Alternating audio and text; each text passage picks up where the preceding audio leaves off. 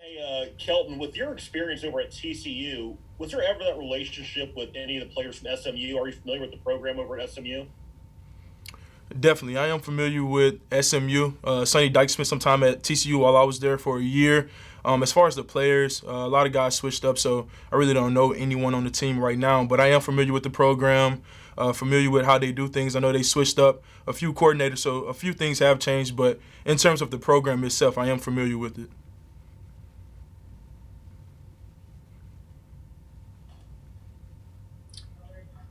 How would you assess you guys running the ball so far? Because it was a relatively quiet, nearly 100-yard performance on the ground on Saturday. What does the progression look like for you guys in terms of running the ball? Because you've done a really good job of it so far. Yeah, I will say we have done a great job of running the ball, but we are not satisfied at all. We want to continue to run the ball, and we want to get better each and every week. We can put up 100 yards in one game, and that won't be enough because we need to get better each and every week. If you're not striving to get better, then eventually you will decrease in performance, and it won't be good. So our running backs are running the ball tremendously. They're hungry, which makes us want to block longer and harder. And so once they see that, we just really feed off of each other. And so in terms of us running the ball, it's never good enough. I won't be satisfied until we can put up 1,000 yards in the game. Question?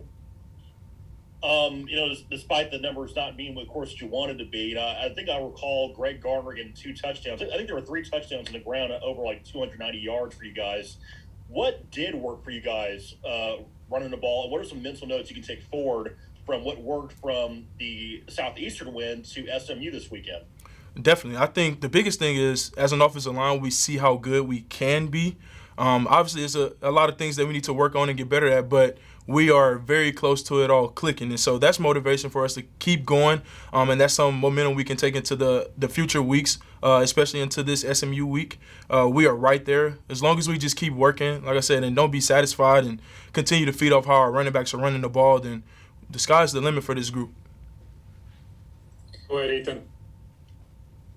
So going into the SMU's game, you guys have a mobile quarterback. What's your mindset having that mobile quarterback and wanting to move the pocket around while obviously differentiating the defense?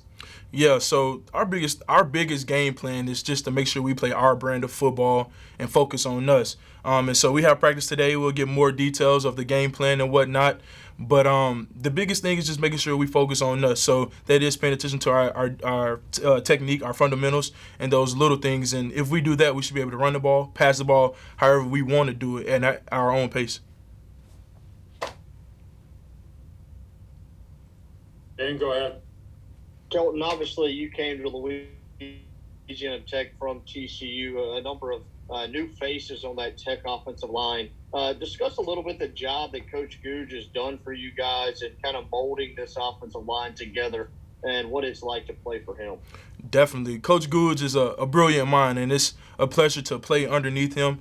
He has spent a lot of time in the NFL, and so that's every kid's dream to play at the NFL level. Well, for me, it's kind of like I'm getting that experience, but at the college level. And so his whole motto, his whole mindset is to build the room, make sure we are close-knit.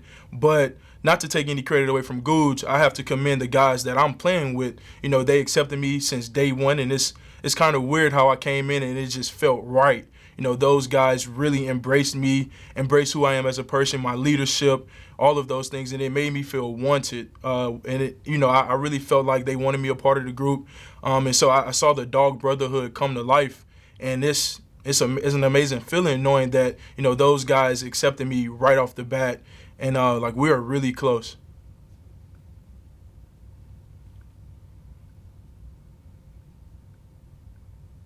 After that third down play, you guys have a chance to put the game away. You don't convert, and then you punt the ball back to Southeastern. What's going through your head as they have one last drive to win the game there? I really don't even remember it, honestly, because I'm so focused on the next play. And my biggest thing is, watch film and let Coach Goose do his job, right, and coaching us. And so since you kind of broke it down to me a little bit, I always put my faith in our defense. I'm gonna take our defense over any offense, but that's just how I feel about it. And so, I wasn't worried at all. If Southeastern did go down and score, then I have full confidence in our offense as well to go down and punch it in and walk off the field with a W. So, but I put my faith in our defense. I mean, they've shown us time after time that they can stop whoever they want to stop. And so, I put my faith in the defense. Christian, go ahead.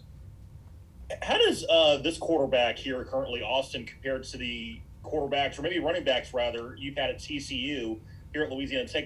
What's the formation schematics like in comparison to what you had over in Fort Worth?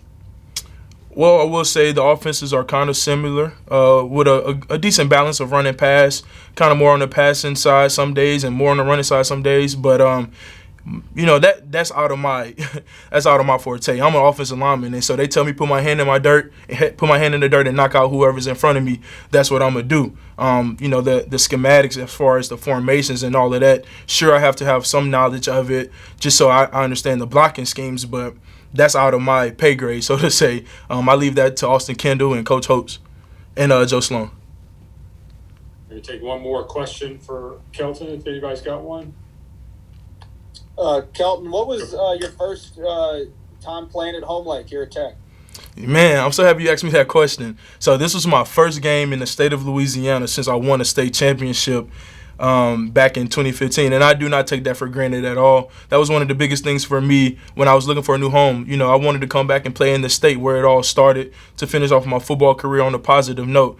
I'm a guy that I love Louisiana, and I take great pride in my state.